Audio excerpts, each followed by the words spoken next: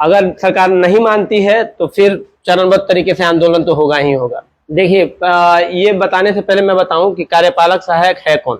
है कि एक कलम चलेगा और नौकरी खत्म पहुंचा सके, ताकि वो भी समझ सके कि जो उनका ये काम कर रहे हैं वो किस कष्ट में जी रहे हैं। और सचिवालय से लेकर पंचायत स्तर तक जो सरकार के हर एक काम को, लेकिन आप एक बात बताइए कि सम्मान के साथ जीने का अधिकार किसको नहीं है। मेरा भी अनुरोध है, इनके साथ सौतेला व्यवहार न किया जाए और इन लोगों को सम्मान का जिंदगी दिया जाए और सम्मान के साथ इनके नौकरी के साथ भी सम्मान वाला व्यवहार किया। को अपने खून और पसीने से पूर्ण कर रहे हैं, धरातल पर ला रहे हैं।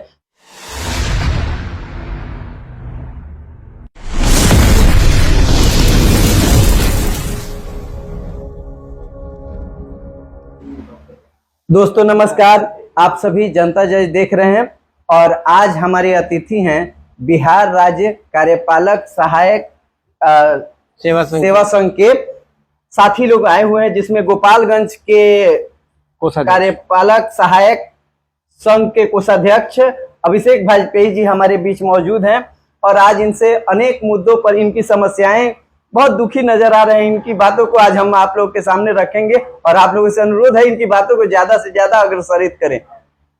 वाजपेयी जी, आपका बहुत बहुत अभिनंदन है हमारे इस चैनल पे। आपका और आपके पूरे टीम, जनता के पूरे टीम को बहुत बहुत धन्यवाद कि आपने मुझे इस जगह पे बुलाया, जिससे मैं अपनी बातों को सरकार तक ही नहीं, हम जिसके काम कर रहे हैं, बिहार की जनता का काम करते हैं, उन तक अपनी बातों को पहुंचा सके, ताकि वो भी समझ सके कि जो उनका ये काम कर रहे हैं वो किस कष्ट में जी रहे हैं। जी, अभी कुछ देर पहले बातचीत में ही हमको पता चला कि आप लोग भी जॉब करते हैं, गवर्नमेंट जॉब। सब लोग को खुशी होती है कि जब गवर्नमेंट जॉब करता है तो उसका परिवार स्टेबल होता है। आपका भी परिवार स्टेबल है, लेकिन उसी में आपने कहा कि हमारे साथ गवर्नमेंट सौतेला व्यवहार कर रही है, नियोजित को अलग और परमानेंट वाले के साथ अलग बिहेवियर करे। क्या क्या मसला है ये? देखिए, ये बताने से पहले मैं बताऊं कि कार्यपालक सहायक है कौन। बिल्कुल, कार्यपालक सहायक वो है जो सरकार के सभी महत्वपूर्ण योजनाओं को धरातल पर लाता है। कार्यपालक सहायक वो है जो बिहार के विकास में अग्रणी भूमिका निभा रहा है और सचिवालय से लेकर पंचायत स्तर तक जो सरकार के हर एक काम को, अपने रक्तदान समझिए उसको, कि हमने अपने खून और पसीने को दिया है सरकार के सभी योजनाओं को पूरा करने के लिए। बावजूद इसके, और हमें खुशी है कि हम बिहार के विकास में भूमिका निभा रहे हैं। दुख होता है कि हमारे इतने कामों के बावजूद जब कोई ये कहता है कि एक कलम चलेगा और नौकरी खत्म। किसके बारे में कहता है? हमारे बारे में। और कौन कहता है? हमारे वरीय पदाधिकारी कोई हैं, या बहुत बार कभी कभी क्या होता है, जैसे बड़ा बाबू छोटा बाबू कोई एक कलम लिख देंगे और आपकी नौकरी खत्म, क्योंकि हमारे पास उसके बाद कोई ऑप्शन नहीं है वापस आने का। तो बड़ा दुख होता है जब ये सौतेला व्यवहार सरकार हमारे साथ करती है। क्या और कार्यपालक सहायक का जिला पैनल के द्वारा एग्जाम लिया गया, लिखित परीक्षा दिया गया, उनका टाइपिंग टेस्ट किया गया, साक्षात्कार भी हुआ है, और उसके बावजूद मतलब आप कहना चाह रहे हैं कि जो जॉब जिसको मिलता है ऐसे वैसे नहीं मिल जाता है कि वो किसी को टाइप करके या कुछ करके। आपने बतौर उसके लिए एग्जाम दिया है। जी, आपने रिटर्न भी दिया है, आपने इंटरव्यू भी दिया है और उसके बाद भी आपके साथ मतलब अलग व्यवहार होता है। अभी आपने कहा कि टाइपिंग, तो मैं बताऊं कि कार्यपालक सहायक और डेटा एंट्री ऑपरेटर को लेकर लोगों में भ्रांति है कि ये दोनों एक ही पद है। अच्छा।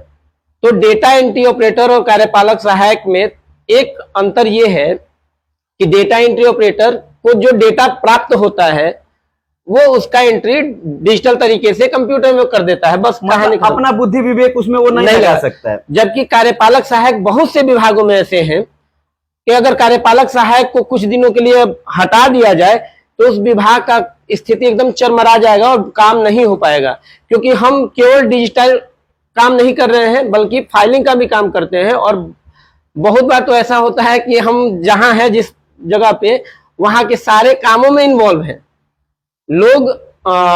जो हमारे पदाधिकारी हैं, ऐसा नहीं कि सभी लोग ये कह दें कि कलम, बहुत मानने वाले लोग भी हैं, लेकिन बहुत से दोस्त मेरे ऐसे हैं जो ऐसे ऐसे जगहों पे जहां उनके साथ इस तरह का शोषण होता है, और ये शोषण सिर्फ इसलिए है कि हमारे ऊपर एक कलंक लगा हुआ है कि हम संविदा कर्मी हैं। मतलब कॉन्ट्रैक्ट बेसिस आदमी। जी बिल्कुल। तो कॉन्ट्रैक्ट बेसिस आदमी है भाई, गवर्नमेंट ने अगर रखा है तो चाहे कॉन्ट्रैक्ट पे रखा है चाहे वो रेगुलर रखा है, उसने तो रखा है और उसकी जिम्मेवारी गवर्नमेंट होती है। अगर आपके साथ सौतेला व्यवहार होता है तो गवर्नमेंट को इस पे ध्यान देने की जरूरत है। क्या इसके लिए आप लोग कुछ अगला कदम उठाने वाले हैं? जी बिल्कुल। हमने मांग किया था सरकार से, और सरकार द्वारा आश्वासन दिया गया कि बहुत जल्दी, 10 दिनों का समय लिया गया था कि बहुत जल्दी हम आपके मांग पर कार्रवाई करेंगे। लेकिन उसके बाद 2 बार सरकार की बैठक हुई, लेकिन हमारे लिए ये 10 दिन की बात जो कह रहे हैं ये कितने दिनों पहले की बात है? 1 महीने, लगभग 1 महीने पहले की बात है। और सरकार द्वारा ये मांग किया गया था कि अगस्त लास्ट तक आपके बारे में हम लोगों ने, मतलब हम आपके लिए कुछ ना कुछ करेंगे। ये बिहार प्रशासनिक सुधार मिशन जो है, जिसके तहत हम कार्य करते हैं, वहां के पदाधिकारी द्वारा ये कहा गया था कि लास्ट अगस्त तक हम कुछ ना कुछ डिसीजन आपके बारे में लेंगे।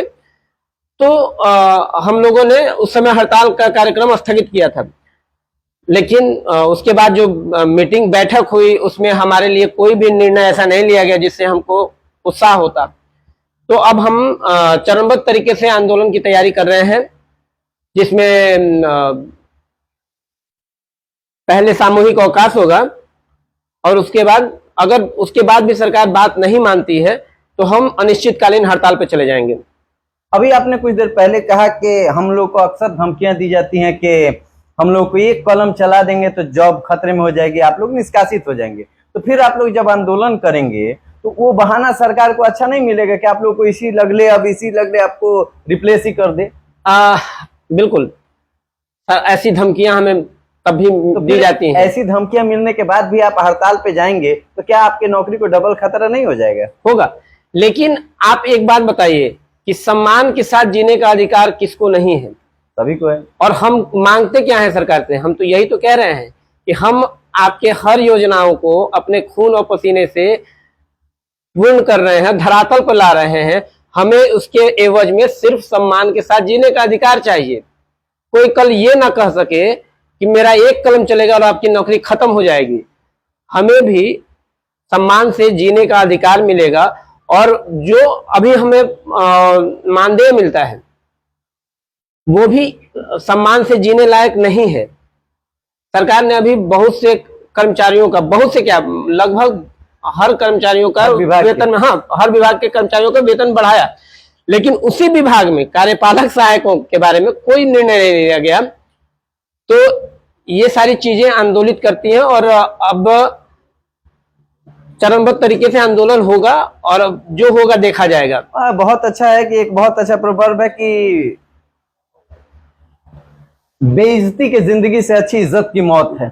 शायद आप लोग इसी पहलू पर ध्यान दे रहे हैं। बिल्कुल। और आपने कहा जैसे कि एक कलम से किसी का जॉब जा सकता है, तो आप पर, एक आदमी पर आपके जैसे बहुत कार्यपालक सहायक लोग होंगे।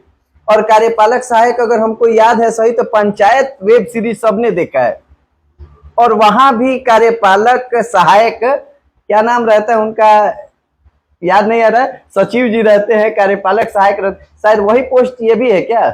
सॉरी, पंचायत काफी मशहूर है। हाँ, और उसमें एक सचिव, सॉरी, कार्यपालक सहायक को दिखाया गया। पंचायत में भी पंचायत की जितनी योजनाएं हैं उन सभी को डिजिटल तरीके से करने का काम कार्यपालक सहायक करता है। सर जी, मेरा पहलू पहले से था। और केवल डिजिटल नहीं, गांव में घूमने तक का काम कार्यपालक सहायक कर रहा है। घूम घूम के एक एक डेटा लेना। और फिर जी, हम आपके दुख को पहले देखना चाहते हैं कि आपने कहा कि जो जॉब सस्पेंशन का आप लोग का बात होता है, तो आप पर तो डिपेंड आपका पूरा फैमिली होगा। ऐसे बहुत सारे लोग होंगे जिनके एक नौकरी करने से उनका पूरा परिवार चलता होगा। अगर मान लीजिए कि जब आप लोग को ये सुनने को मिलता होगा तो आप लोग मानसिक रूप से परेशान हुआ करते होंगे, होते हैं? बिल्कुल बिल्कुल। और जब होते हैं तो ये न्यूज आपके घर भी जाता होगा, और जब घर के लोग सुनते हैं तो पूरा परिवार चिंतित होता होगा। बिल्कुल। सरकार से मेरा भी अनुरोध है, एक एंकर होने के नाते, मुझे तो नहीं कहना चाहिए लेकिन एक इंसान होने के नाते मेरा भी कहना है कि कर्मचारी आपके जो हैं वो कर्मचारी नहीं, आपके दिल हैं, कलेजा हैं। और वो दिल वो पार्ट होता है हमारे बॉडी का जो रेस्टलेस ऑर्गन कहलाता है। अगर वो रुक गया तो हमारा जय श्री राम हो जाता है। इसलिए सरकार से मेरा भी अनुरोध है, इनके साथ सौतेला व्यवहार न किया जाए और इन लोगों को सम्मान का जिंदगी दिया जाए और सम्मान के साथ इनके नौकरी के साथ भी सम्मान वाला व्यवहार किया जाए। हम भी यही चाहेंगे भाई। बहुत बहुत धन्यवाद आपका कि मतलब आपने भी ये कहा, और मैं तो चाहता हूं कि जनता भी हमारे बारे में सहानुभूति पूर्वक सोचे और सरकार को बाध्य करे कि वो हमारी मांगों को मान ले। अगर सरकार नहीं मानती है तो फिर चरणबद्ध तरीके से आंदोलन तो होगा ही होगा, फिर उसके बाद नौकरी रहे या ना रहे। अरे जब कोई आदमी ये कहता है कि नौकरी रहे या ना रहे ये आंदोलन होगा, कितनी मजबूरियां रही होंगी अंदर से कि वो बंदा कहता होगा कि जिस चीज के सहारे हमारा जीवन यापन हो रहा है वो भी नहीं रहे तो चलेंगे, क्योंकि सम्मान ज्यादा जरूरी है। जीवन बहुत अनमोल चीज है, लेकिन जीवन में अपमान के साथ अगर जीवन जीना पड़े तो उस अपमान से बेहतर है। कभी शिव जी ने भी विष पिया था, आज आप लोग भी इसके लिए अग्रसर हैं। भगवान आपके साथ रहेंगे और उम्मीद है कि जो जनता हमारी ये बात सुन रही है, आपके दुख तकलीफ को समझ के आप लोग अगर आंदोलन करते हैं तो आपके साथ वो सदैव आपके सहयोग में रहेगी और आपके साथ खड़ा रहेगी। ऐसा हम उम्मीद और कामना करते हैं। बहुत बहुत धन्यवाद। और वाजपेयी जी, आप कार्यपालक सहायक आप लोग हैं और आपके जैसे बहुत सारे कर्मी हैं। बिहार में कितने कार्यपालक सहायक बिहार में लगभग 22,000 कार्यपालक सहायक हैं जो बीपीएसएम के द्वारा है। सॉरी, बीपीएसएम बिहार प्रशासनिक सुधार मिशन के द्वारा जो कार्यपालक सहायक हैं उनकी संख्या लगभग 22,000 है। कितने लोग हैं? गोपालगंज में कितने हैं ये? गोपालगंज में लगभग 600 लोग हैं, यानी 600 गोपालगंज में, और बिहार में कितने? 22,000 लोग इस प्रताड़ना भरी जीवन को से ग्रसित हैं। जी। तमाम लोगों से मेरा निवेदन है कि ऐसे साथियों के साथ प्रेम भरा व्यवहार करें और इनके साथ कदम से कदम मिलाकर चलें और इनके दुख को अपना दुख समझ के। एक शेर हमको याद आ रहा है सर, नवाज देवबंदी सर का, कि जलते घरों को देखने वालों, फूस का छप्पर आपका है, आग के आगे तेज हवा है, आगे मुकद्दर आपका है, और उसकी कत्ल पे मैं भी चुप था, मेरा नंबर अब आया और मेरी कत्ल पे आप भी चुप हैं, अगला नंबर आपका है। तो इसलिए आप लोग इस कथन को न दोहराने दें, और आज जो इनके साथ बीत रहा है, इनके जैसे कर्मियों के साथ, वो कल आपके साथ भी बीत सकता है। इसलिए आप लोगों से निवेदन है कि इनके आंदोलन को, इनके कठिनाइयों को, इनके परेशानियों को आप लोग मिल के करें और इनको सहयोग करें और इनका आंदोलन में आगे सहयोग करें। वाजपेयी जी, आप हमारे इस चैनल पे आए और अपनी बातों को बेबाकी से रखे। हमको लगता है भावुकता के साथ अपनी बातों को रखा है। आप आए हमारे चैनल पे, आपका बहुत बहुत धन्यवाद। और ईश्वर आपको सहयोग करें और आगे